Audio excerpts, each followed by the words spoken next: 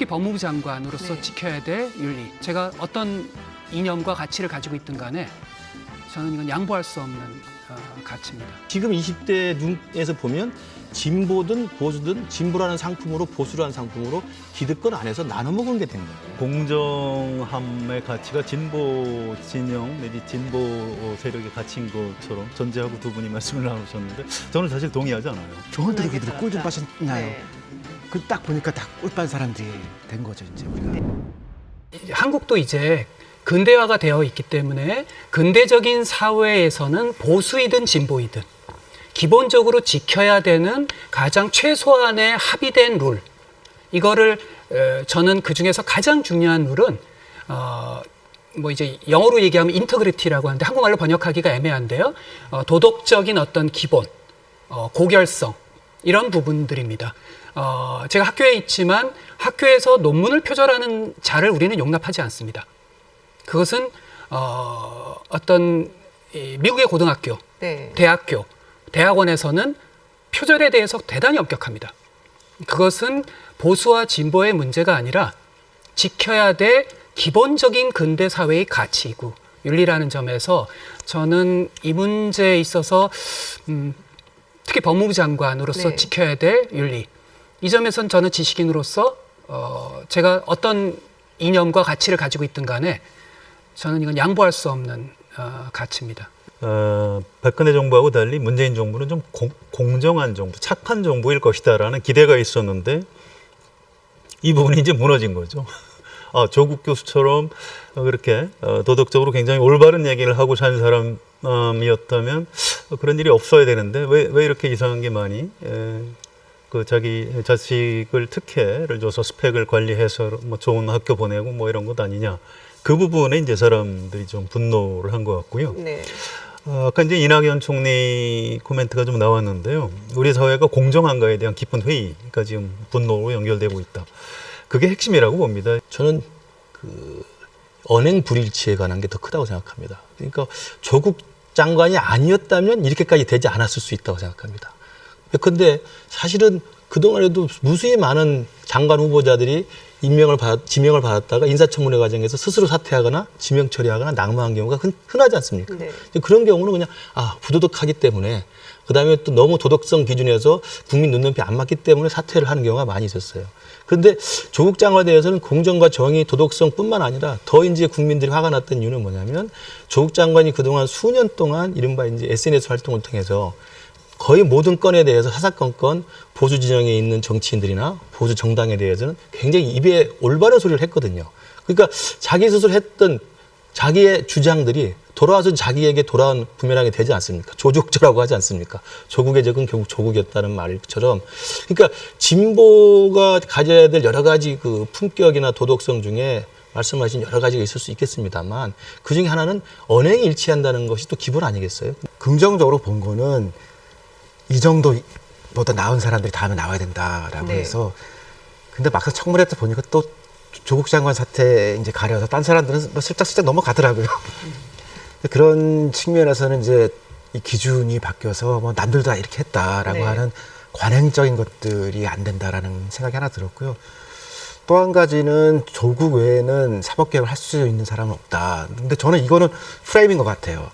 그러니까 제가 경제를 전공하는데 경제를 얘기를 바꿔보면은 경제도 뭐 사법만큼 중요한 건데 경제 계획을 누구 하니 만든다라고 얘기하면은 모든 사람이 그 말이 안 되는 생각하거든요. 저도 그렇게 생각하는데 법도 마찬가지일 것 같아요. 그래서 이거는 우리가 3만 달러쯤 되는 이런 나라에서의 여당이면은 당연히 여러 사람을 준비해서 통치를 하는 거 아니에요. 그런데 한 사람 외에는 안 된다. 그거는 거기서부터는 사실은 장관 임명이나 이런 행정행위가 아니라 정치가 개입한 것 같다는 생각이 들거든요. 네. 특히 안병진 교수님께 여쭤볼까 지금 눈을 제가 마주치고 있는데요. 앞으로는 진보 세력은 20대를 어떻게 다시 설득을 하실 생각이신지요? 사실 굉장히 아픈 포인트. 다른 분을 쳐다봤으면 했는데 저를 쳐다보시네요. 되게 아픈 포인트인데 저는 뭐 제가 이제 진보라는 걸 굉장히 자랑스럽게 네. 생각해 왔고 지금도 자랑스럽습니다. 그러나 요즘에 일부 진보 진영의 일부 분들이 저랑 생각이 굉장히 다르더라고요. 저는 그게 매일매일 굉장히 제가 초현실적인 느낌을 가지는데 진보주의자로서 저에게 있어서 가장 중요한 건 정의론입니다.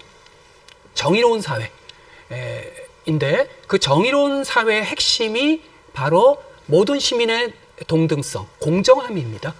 근데 일부 진보적인 분들이 젊은 친구들의 공정함, 이것에 대한 요구가 마치 무슨 이렇게 이 친구들은 경쟁 같은 거에 찌들어 있구나. 공정한 경쟁하는 게 그렇게 중요한가? 평등이 더 중요하지. 이런 해괴망측한 얘기를 하시더라고요. 저희 진보의 정의의 핵심은 공정이에요. 그런 점에서 저는 저도 사실은 이미 남자이고 제가 대구 출신입니다. 사투리가 전혀 없으신데요. 네. 많이 이렇게 교정을 네. 했습니다. 그리고 서울에 있는 대학의 정규직 교수입니다. 지위로 보면 특권 계급이죠. 하지만 이 젊은 친구들의 그 분노, 공정한 기회가 주어져야 된다라는 것에 대해서 일부 진보적인 분들이 야 그건 뭐 너네 일부 울타리에 있는 사람들만의 요구야. 굉장히 불쾌해요. 그 좋은 대학에 있는 학생들에게 있어서도 공정한 경쟁의 기회를 주고 좋은 대학을 가지 못했던 친구들에게 있어서 공정한 기회를 줘야 되고 대학 자체를 가지 못한 분들에게도 공정한 기회를 주는 게 정의로운 사회죠. 근데 왜 어떤 지식인은 어떤 진보적 지식인은 왜 그 공정함을 요구하는 서울대 학생들에 대해서 야 너 특권 계급 아니야?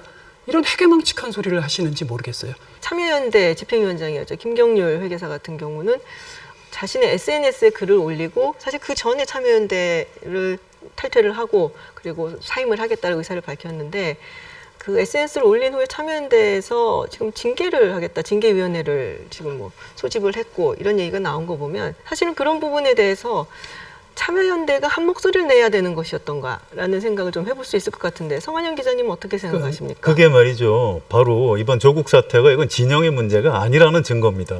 이게 지금 공정함의 가치가 진보 진영 내지 진보 세력의 가치인 것처럼 전제하고 두 분이 말씀을 나누셨는데 저는 사실 동의하지 않아요. 공정함은 보수에서도 굉장히 중요한 가치입니다. 이건 어떻게 보면 상식과 기본에 관한 문제라고 할까요? 그러니까 한 진영 안에서도 좀 혼란이 있는 겁니다. 뭐 참여연대 안에서도 찬성 반대 있고 민주당 지지층 안에서도 조국 장관에 대한 찬성 반대가 있는 거죠. 그래서 이거 그렇게 볼 문제는 아니고. 징계위원회를 해갖고 이미 사퇴를 하겠다고 하고 또 그거 이제 참여연대 안에서 뭐 알아서 할 문제인데 저는 뭐 굳이 뭐 징계까지 할 필요가 있는가 개인적으로 그런 견해를 가지고 있고요. 저는 이런 진영의 문제보다는 오히려 좀 어떤 계층 또는 세대 문제 쪽에 더 좀 가깝다고 보고요. 이 청년들이 이 부분에 대해서 분노하는 것에 대해서 이른바 기성세대들이 잘 이해를 못한다는 말씀하셨는데 저도 동의합니다. 이제 과거에 우리가 진보라고 하는 것은 그 진보의 가치가 오르는 게 분명히 있었다라는 거. 그리고 이제 저도 80년대 세대를 대학을 보냈기 때문에 그리고 진보로 출발한 사람이기 때문에 독재 시절에 독재와 맞서 싸울 수 있었던 자기 결단의 시절을 젊은 시절 보냈고 그걸로 민주주의를 가져왔다고 하는 자부심 그리고 그 진보 진영이 갖고 있는 내놓을 수 있는 사회적 가치에 대해서 동의를 했기 때문에 했던 거죠. 근데 어느 순간 우리도 30년을 지나오면서 벌써 87년이 된 다음에 87년 제재가 30년 넘게 왔잖아요. 30년 넘게 오면서 우리도 사실은 지금 20대 눈에서 보면 진보든 보수든 진보라는 상품으로 보수라는 상품으로 기득권 안에서 나눠 먹은 게 된 거예요. 이제 그런 부분들에 대한 민낯을 조국 사태를 통해서 이제 20대들은 깨닫게 된 거죠. 정서적으로 조금 50대들을 20대 바라보는 눈이요. 그러니까 사실 직접 만나는 거는 거의 만날 일이 없잖아요. 그렇죠. 회사에서 상사로 만나게 되거든요. 팀장이나 뭐 그 간부인데 딱 고나의 사람들이거든요. 근데 이 사람들이 이제 이를테면 뭐 태극기, 촛불 뭐 다양한 관점을 가지고 이제 얘기를 하는데 그 중에 이제 좀 진보적인 사람들이 회사에서 그렇게 충분히 진보적이냐라고 하면은 다 군대식 조직이거든요. 그러니까 이미 선행 학습으로 저 또래 사람들이 이제 밖에서는 막 좋은 얘기 하지만 실제로 하는 일은 전혀 안 그렇다고 돼 있다가 딱 보니까 이제 다 기득권이라고 하고 20대 용어로 그렇게 산 사람들요 꿀 빨고 살았다고 얘기하거든요. 저한테도 그들은 꿀 좀 빠셨나요? 그 딱 보니까 다 꿀 빤 사람들이 된 거죠 이제 우리가.